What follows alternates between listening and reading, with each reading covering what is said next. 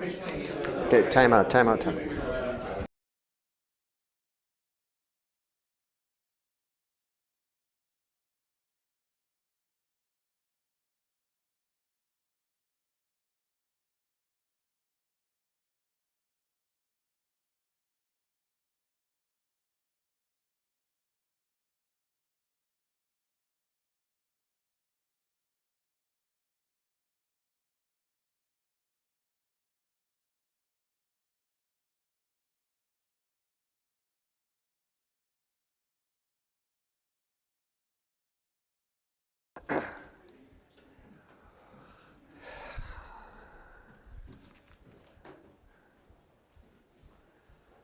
Good morning. We are at the Freiburg New Church Assembly. It is Thursday, August 3rd. This is our second talk.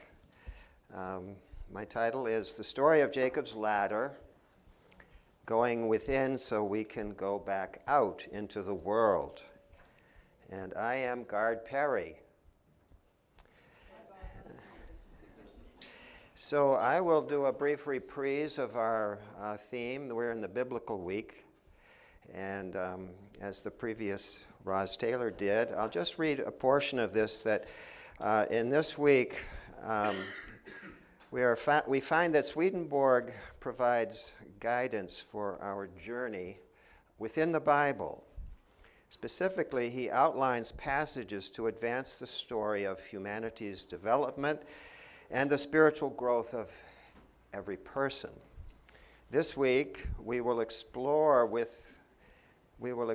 the many milestones we find when we follow this story within the story, and how we can find guidance in the Bible stories for our lives here and now.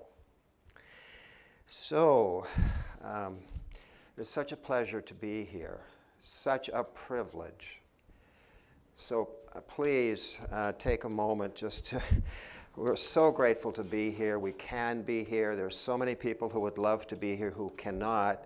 We do have a virtual hybrid system which will get up and running more and more. But if you could take a moment just to be comfortable in your seats right here and now as I begin to talk, that will make me more comfortable. Just get as comfortable as you can and let whatever I say be like rain falling on dry ground, watering the garden within. Now, before I begin, I've been told by more than one person that there is such a thing as being in Gardner's world, and that thinking this is so, I invite you in for a visit.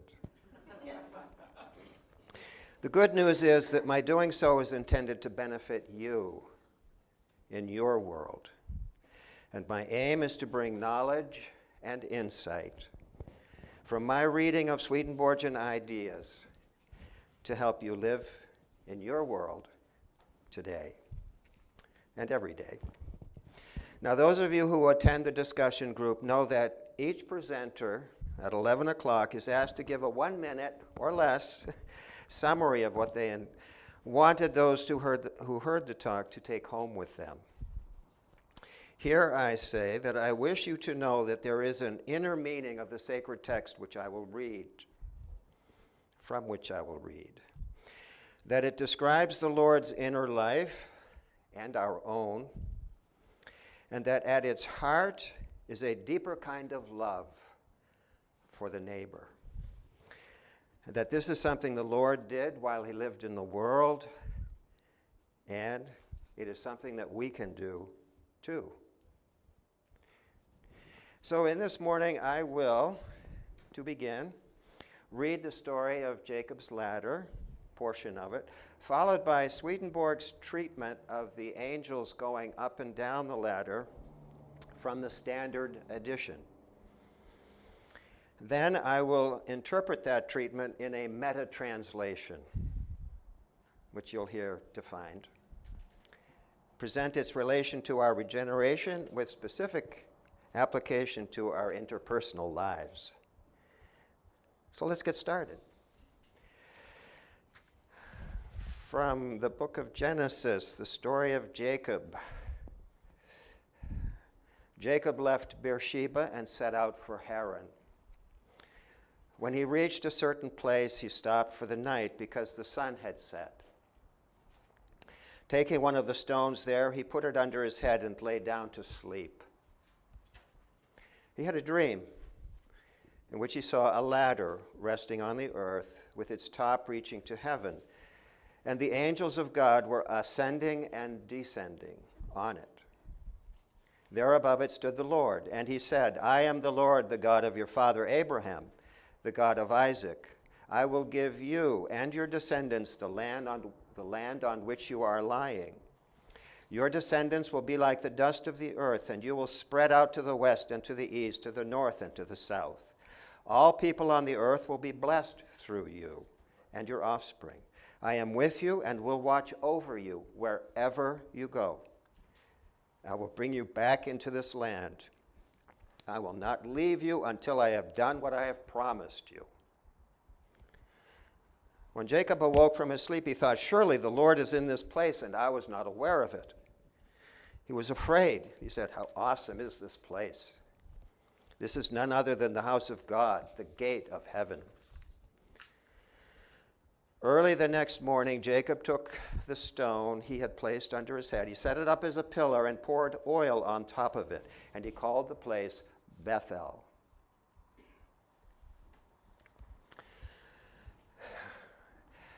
Really should pause here for just a moment, which I will. That's just such a lovely, lovely story. Why don't you just take a moment to say, yes, I've known that story since I was a child. It's such a beautiful story. I don't want you to lose it. Just the love of hearing that lovely story. I say this because we're just about to hear what we find in the Arcana and the internal sense in the Standard Edition. And you might want to fasten your seats. You might want to fasten your seat belts for this. Here it is. In the internal supreme sense, there is described how the Lord began to make his natural divine as to truth from the ultimate of order. And thereby he might make disposition of the intermediates, might conjoin each and all things with the first, that is, with the divine itself. But in the internal representative sense, there is described how the Lord regenerates the human natural also from the ultimate order, and therefore disposes the intermediates in order that through the rational he may conjoin them with himself. Now here's the good part. A little bit earlier, Jacob had called Jacob. This signifies perception by the Lord in respect to the quality of good and truth, and thus conjunction would be effected, provided that it not be conjoined with the affections of evil and falsity, rather that his perception should elevate the good, that good being collateral external good from a common stock and the derivative truth from which it was to be conjoined. Wow, it just doesn't get any better than that. But perhaps you've had enough.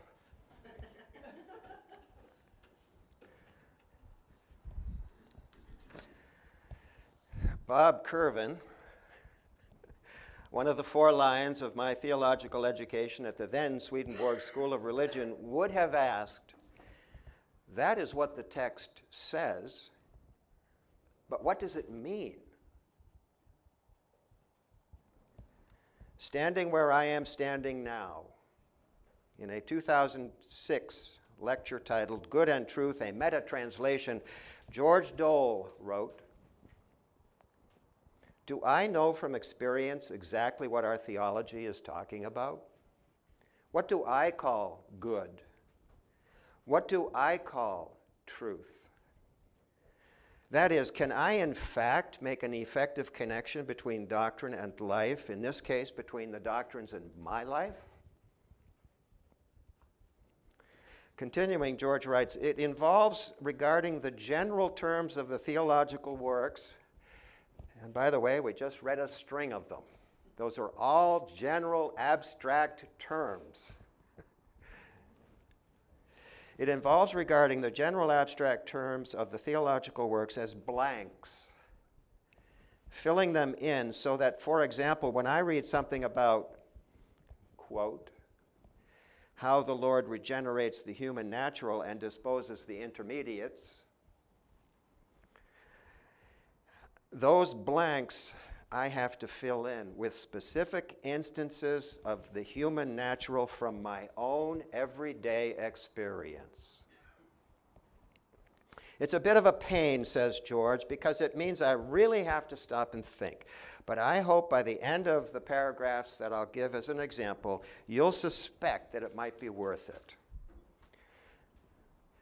So in that lecture, George posits there are three premises to the meta-translation.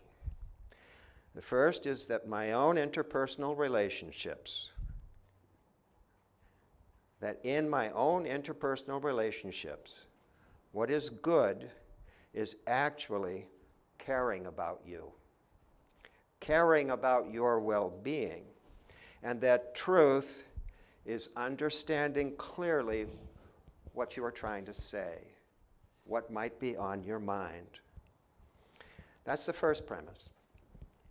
The second is that there are not two compartments in my soul, says George, one containing my feelings and thoughts about myself, and the other containing thoughts and feelings about you.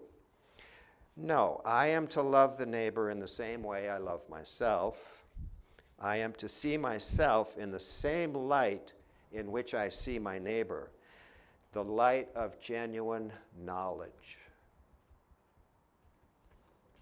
And the third is that, George writes, I am a microcosm, and that I will be accepted into heaven only if I accept heaven into myself. And then, as only George can say, with malice of forethought, then, I am going to read you the first paragraph, or a paragraph, in John Whitehead's translation from New Jerusalem and its Heavenly Teaching, again from the Standard Edition. And then George, will read you my meta-translation for that same paragraph. My hope is that your going through that material in that way leaves you with enough of an impression that meta-translation might ring a bell or two. So here goes. Let's do this. This is a reprise of what George did in 2006. Section 11, New Jerusalem and its Heavenly Teaching. All things in the universe which are according to divine order have relation to, wait for it, good and truth. There is nothing in heaven, nothing in the world which does not have relation to those two. The reason is because both good and truth proceed from the divine from whom all things are.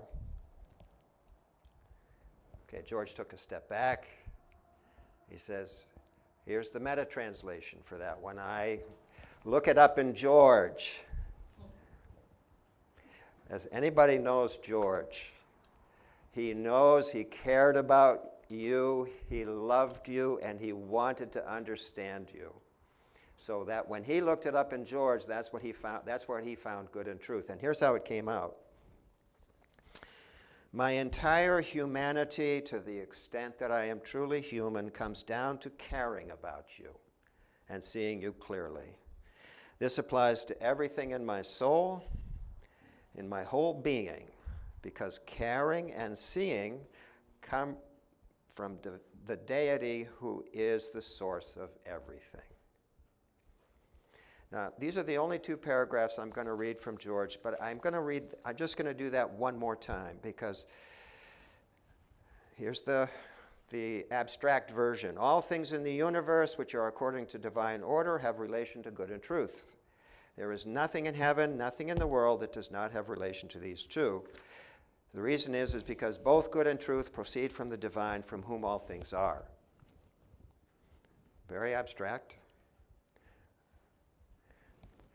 Meta-translation. My humanity, to the extent that I am truly human, comes down to caring about you and seeing you clearly.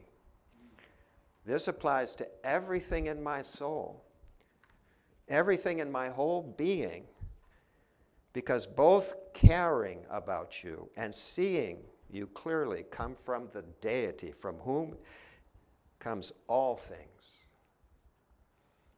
If that doesn't bring it down to earth, that's in honor of George. I think it does. I'm sure it does. All right, so Gardner's world is a difficult world occasionally, and I have to invite you into a part of the world that's difficult for me. It's a formal part. So we're going to apply these three principles cited by George, those three principles, to the first sentence that I read earlier when I asked you to fasten your seatbelts. I wonder if it would be good to just review what those three principles are. Okay, I'm going to apply those three principles to that one I asked you to as a complicated sentence, and I'm going to ask you to I had asked you to fasten your seatbelt for. So here's the three principles. First, that it involves interpersonal relations. That was what George said. And that what is good is actually caring about another person and trying to understand them. The second is that our being and our relation to the other person are a interaction, and they affect one another, but they are not two separate things. You affect, if you were talking to George, you would affect George, and George is talking to you would affect you, and there would be a wholeness that comes up between you, and that's how our own love for ourselves, our love for the neighbor interact with each other, and we love the neighbor as best we can. And then he said, the idea here is each of us is a microcosm, that heaven and earth are, in some sense, represented in each of our minds. We are a whole world. And so what is true for the biblical story in the whole way for all people is true for each of us. Amen.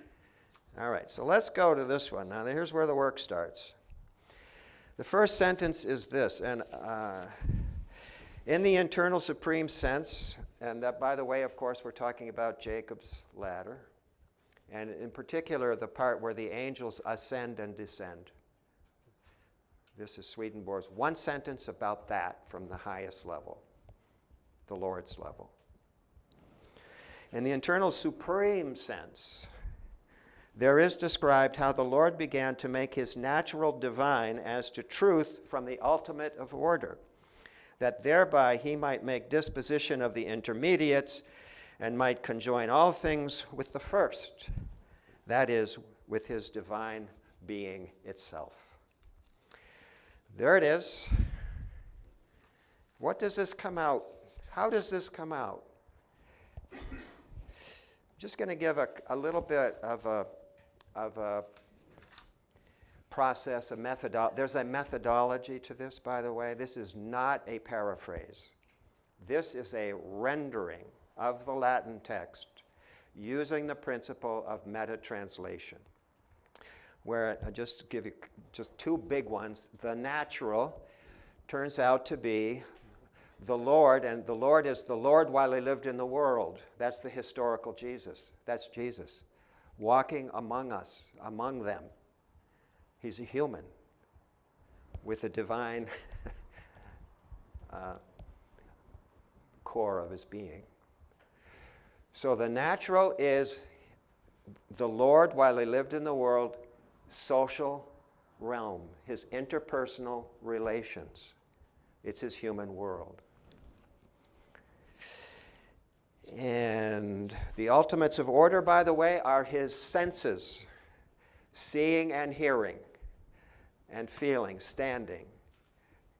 And what we're going to hear in this meta-translation is a particular moment in his life.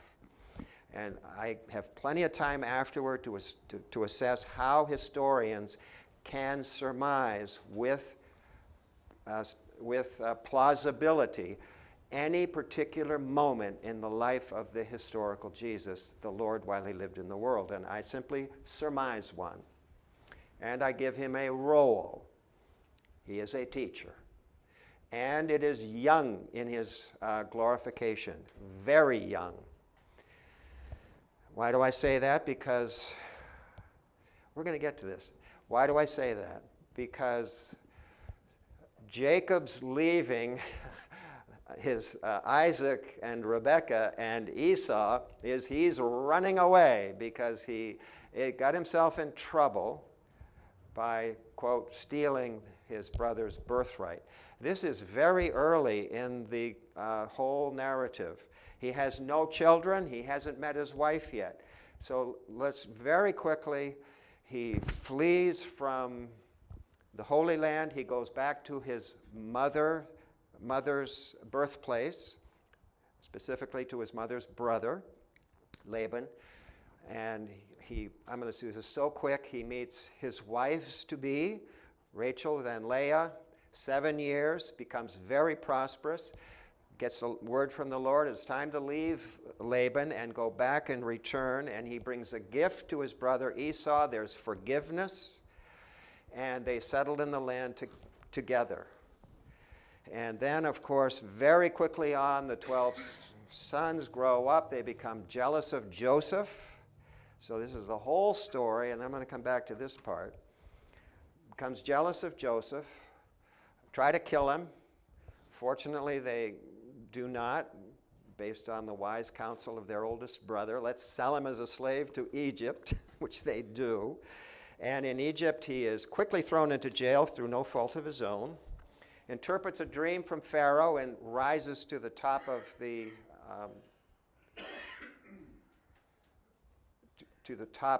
Pharaoh's wise counsel. And he then is able to save his father and brothers and all of their family from famine. They eventually come to Egypt. There's a famine in Egypt, etc. They moved there, and then Joseph reveals himself to their brothers. So a lot happens, and the Lord's glorification is going on that whole time. This is very early. So here it is. I'm just going to do this one more time. We'll have plenty of time for discussion. Here's the standard edition.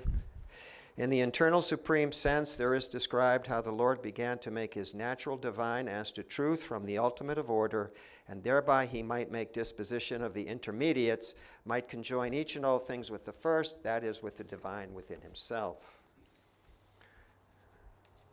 In meta-translation, this becomes, when Jesus began his career as a teacher, he learned to attend deeply to the person to whom he was listening. In fact, his attention was so deep, and the quality of his love and compassion was so exquisite, that his mind opened all the way inward to the core of his being, where he was touched by divinity itself. That sound a little more alive, a little more real? All right, let's just do the next sentence real quick. This is about our regeneration, so we'll just do that one. Oh, whoops, that was just one sentence. Here's the second sentence. In the internal representative sense, there is described how the Lord regenerates the human natural also from the ultimate of order, and thereby disposes the intermediates in order through the rational he may conjoin them with himself. Okay, one more time. In the internal representative sense, there is described how the Lord regenerates the human natural also from the ultimate of order, and thereby disposes the intermediates in order that through the rational he may conjoin them with himself. Okay, meta-translation. We are regenerated in the same way that the Lord is, only on a much more remote level. It is parallel to the Lord's regeneration. That is, we learn to attend to the other in such a way that our empathy for that person, allows our mind to open all the way to the inmost core of our being in such a way that our empathy for that person allows our inmost core of being to be touched by divinity itself. I'm going to read that one more time. Those abstract, and this is a method here, it's not a paraphrase, it's a reinterpretation of that text. We are regenerated in the same way the Lord is, parallel to the very same process. That is, we learn to attend to the other in such a way that our empathy for that person allows our mind to open all the way to the inmost core of our being, where we are touched by divinity itself. This process is depicted in the angels ascending and descending on the ladder in Jacob's dream. Who knew? It takes work, but that is the case. So here we're going to do this now. I'm going to do this just in a couple of minutes. I presented to you a vastly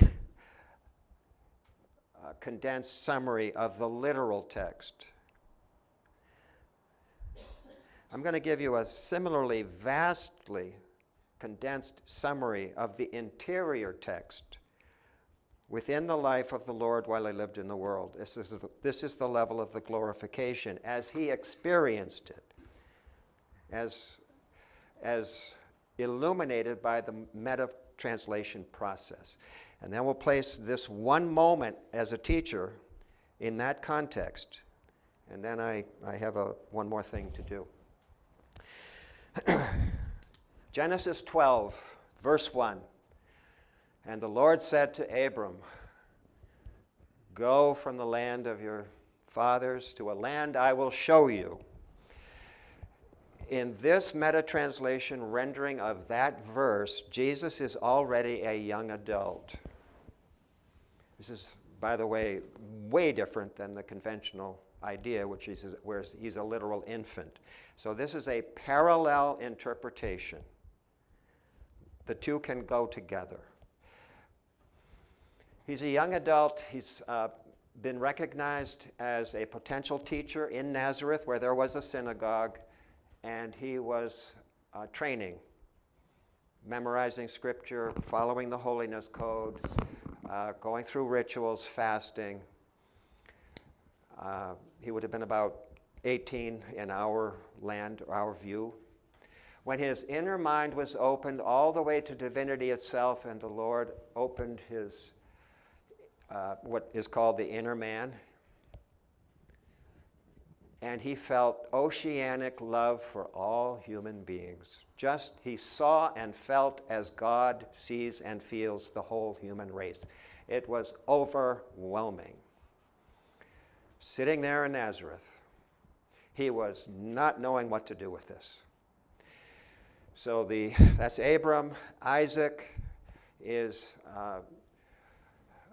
going down to Egypt and all of this. He had to spend time in Nazareth learning, what do I do with this? And he began to realize that his inner life would evolve in such a way that he could save the whole human race. The first thing he did was become comfortable with that experience. The second thing he did, he realized he would need to learn to relate to others. That's Isaac. That's the development of the rational. The rational is between himself and others. There's two. That's a ratio. And he wanted to relate to them with love. It turned out to be difficult. That's Isaac. He then had a transpersonal event, which is Isaac. That was Ishmael, which was difficult. He couldn't relate to them. He argued with them all the time. Once the Isaac event happened, he had transpersonal love. He could stay in it. Then Jacob. This is the part of the story that comes this morning. Jacob is the Lord realizing, I have to be able to relate to other people on various levels with stability in order to become a teacher to them. And we heard the very first moment of that today.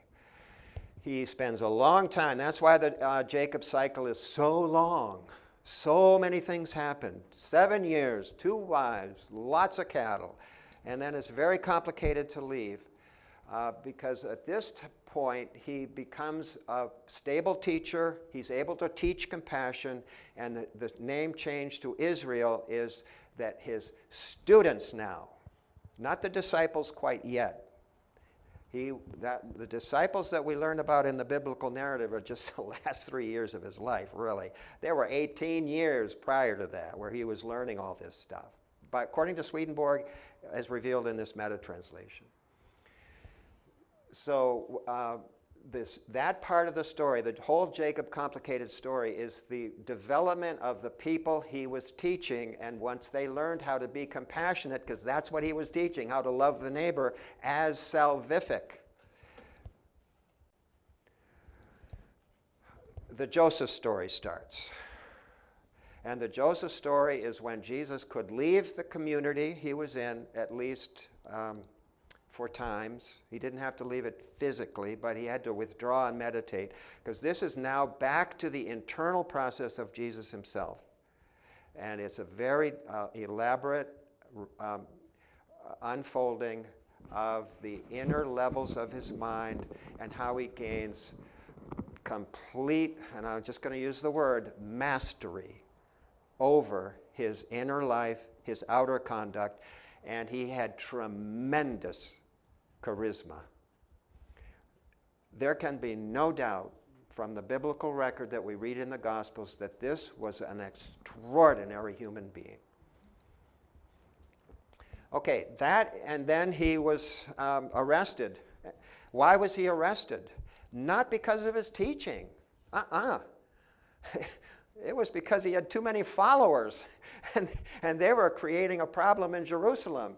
And they said, we can't let these followers interfere with the control the Romans have and the control that the Sanhedrin, the Jews, managed to make in their deal. It wasn't Jesus who upset them. It was his followers. And so they had to crucify him. Okay, so that's the very end of the story. Let's go back real quick to the Jacob cycle that we read, the angels ascending and descending. This was the very first moment in Jesus' inner life when he had realized he needed to become comfortable with the physical people around him, using his senses, eyesight, hearing, touch. That's the angels ascending up, by the way. His physical being, able to see, hear, be with, present, compassionate, looking, seeing the person to whom he was speaking. Angels then go up.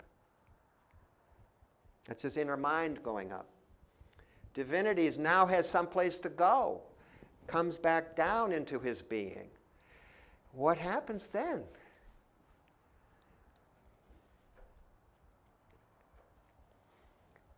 That's why Jesus could be a teacher, because he was in touch with divinity itself. And what came up at that point was insight, knowledge, inspiration, power. And he could look at the person and say something, and they would know that he was a teacher. There was a man with authority. So that's the Jacob's Ladder story right there in a nutshell. Okay, so now I just have one more thing.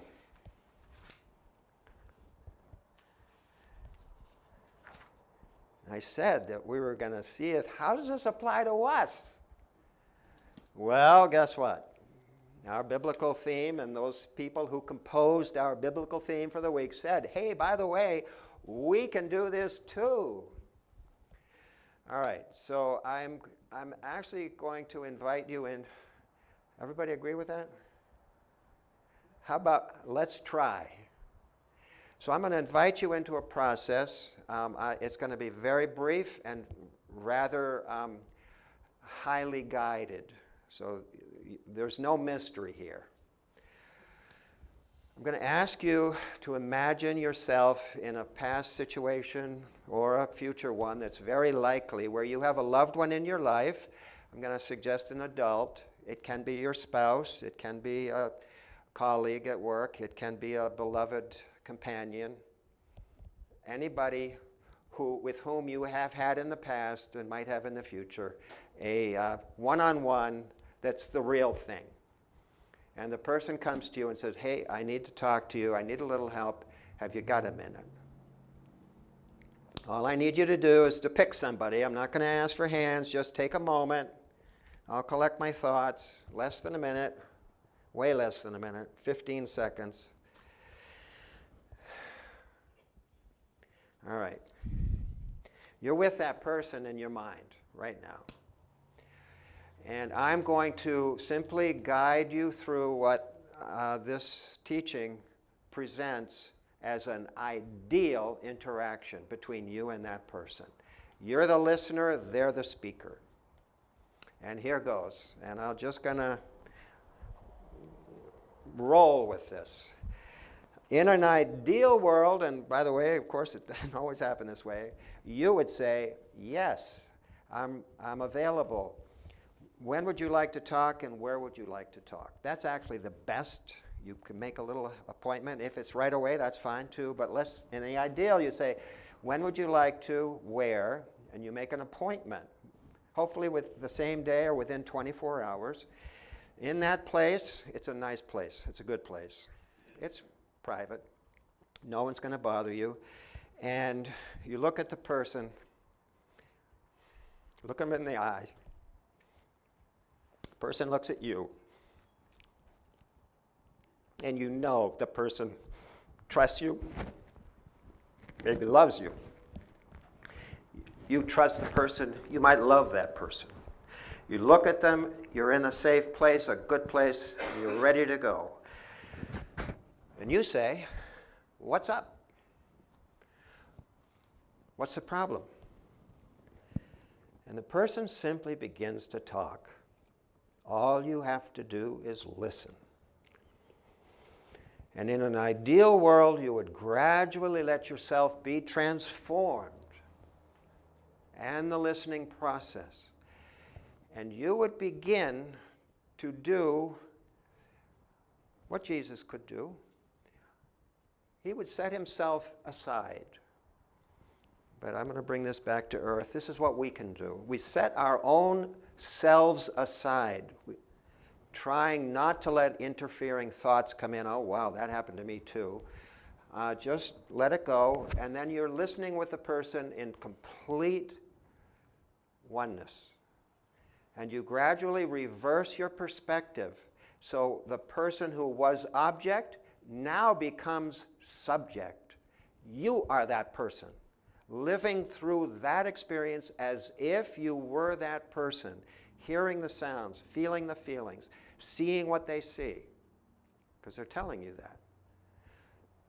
Critically, you know you are not that person. You hold your own being and the being of the other simultaneously, both. And in that moment of time, of listening, the person finishes speaking, and you say, wow, that was something. Give me just a minute. Give me a moment. And you close your eyes. Guess what? Your empathy for that other person has opened the interior level of your mind, and divinity itself you're touched by that. Something comes up. It's love, it's care, it's wisdom you want for this other person. And you say, thank you. You know what comes up for me? Then you say it. And the person goes, wow, God, thanks. That was really great. I really appreciate it. I appreciate you. And you say, well, listen, thanks for asking. I love doing that. That was great. I love that. I love feeling this way. You gave me a great honor. And then you say, listen, thanks again. Take it easy, okay? You look like you need a little more sleep, okay? Come on now, take it easy on yourself. And then it ends, and that's the human process. So what I'm going to suggest right now, that was the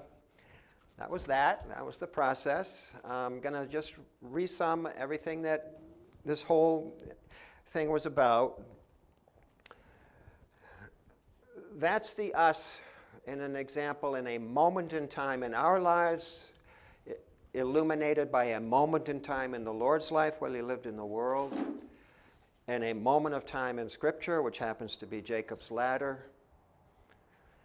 And it's an invitation to a method and to a process whereby we can be touched by divinity itself in our empathic relation to others by taking time to pay attention and simply honor the moments when our attention is asked for. It's such a privilege. So my question to you is, hey, can anybody do that? Did anybody do that? Susanna? When I was training for chaplaincy, I was in an orthopedic ward for a while, and there was a fellow who had been in a motorcycle accident, and he was bandaged head to toe. And he was lying in the hallway by the nurse's station because he was on his way to get some kind of testing. And I went over to him, and he had a beatific face, and his eyes were shining. And I just said, God bless you. And he looked at me and he said, he already has. And I realized that this man was speaking because life was in him. He did not die. And he had such appreciation for that I felt that release of an intermediary, and that was God talking through him. And I was just lifted up for the whole day. So Susanna has the mic. Anybody else have an example of that? Julie does. Raise your hand and I'll see you and I'll make a note of it if you have, when you want to So many speak. stories from chaplaincy, but I was thinking of a recent one for me. That is my daughter-in-law who lost her spouse. I lost a son. And before he died, I said to him, there's nothing to fear with death. Your dad is waiting to see you and your grandparents. And something said into my head, and I will look after Janine. And it was scary when she said her next step was to be on the street. She couldn't afford anything more. She had no money. And I was scared because I have money, but a lot of money can be involved when you take someone else in. But it has been such a blessing. And I really felt like the divine said to me, you have to do this. Yeah.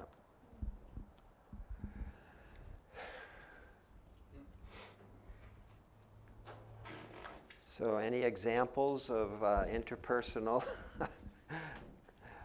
compassion and empathy? I know there are. Well, since nobody else wanted the mic, Susanna's story reminds me of Rachel Rivers telling, in fact, she published this in an article on transpersonal psychology when she was a chaplain in CPE with a young guy who had a terrible accident on a motorcycle and was really close to death. He'd been the opposite of a heaven raiser and had this wild life. And he had this whole sort of sense of a conversion experience in her extended visits with him to the hospital. And the reason why she ended up writing about it later is because once he became well, he didn't care anymore about the spiritual stuff. And he kind of went back to his old ways. And there's this principle oftentimes about what are our true motivations when we are seeking to transform some space in ourselves that we want to change. And it's a complicated question, but you see evidence in that in spirituality history that a lot of people only want to change because they're scared of losing something, but then once they're restored, they did not change their deeper loves and did not change. So anyway, I always thought that was interesting that he didn't want to see her anymore once he was all good and he went back to his heaven-raising ways. So we have a couple more minutes. I'm going to, okay, good. Dan? So I think I've learned two things. One is motorcycles are dangerous. And the more important thing is that when I've had those moments that you described, Gard, Yeah. I fail utterly because I put myself in the conversation and try to solve it. I try to fix it. As my lovely wife would tell me, I don't need you to fix it. I just need you to listen. And so I appreciate the conversation, Gard, because it's a better path to see how I could be more loving, how I could be more heavenly, and of assistance to somebody, anybody that's asking for my help. Beautiful. So thank you. Thank you, Dan. Okay, we do have hands now, so let's do Rod's first, and then be sure to get to Carol. I have the corollary to what you're talking about, Dan, because when you invited us in to remember, I was remembering a recent conversation where somebody approached me as a minister with their story, and so I did to really listen and everything, and I just came up. What was coming up for me was just deep compassion and grief for what they were experiencing, and they wanted me to offer a fix, and I didn't have words. All I could say, was just to share the compassion and the humanness of that. No solution, maybe I disappointed them, but that was the best I had. Very good.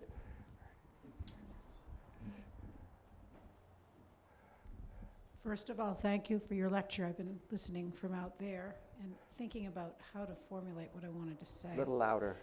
I enjoyed your lecture, thank you. I've been listening from out there and thinking about how I wanted to respond to this in a general way. And I have had many experiences of people coming to me for help, and the way that I help them in the program that I'm in, the way we help people, is by listening. It's the way that the whole program works, is that we have shared experience, and the whole way to help someone is you listen to them, and the way that I get the help that I need is by listening to them and hearing their experiences, share mine a little bit, but at the end of it, both of us are brought closer to God and closer to where we need to be. Thank you, Carol.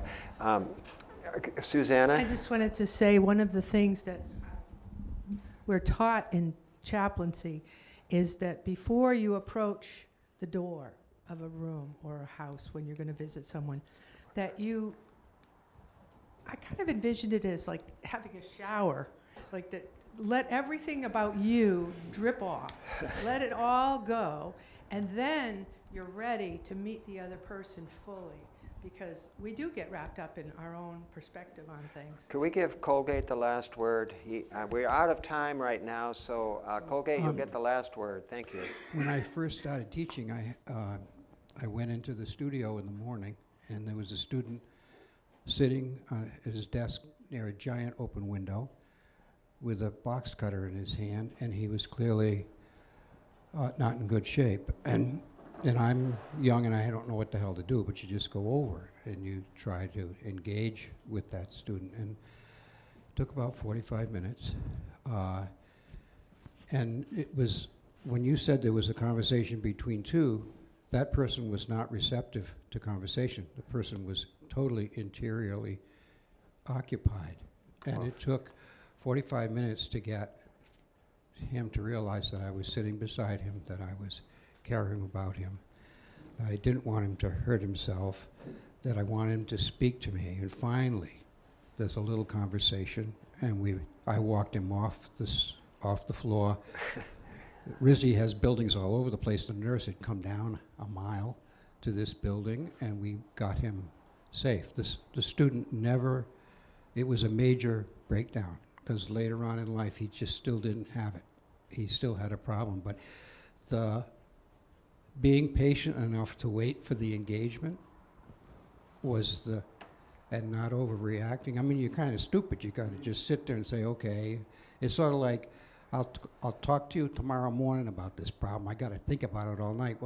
So it's just a patience and not knowing, but somehow I knew enough just to keep quiet, say a few words, talk about his work, try to get engagement. And once there was engagement, there was an ability to relax the situation and to actually help. That he knew there was help, but it took a long time. Okay, well, thank you, Colgate, and thank you, everyone, for your Yes, attention. thank you, Gard.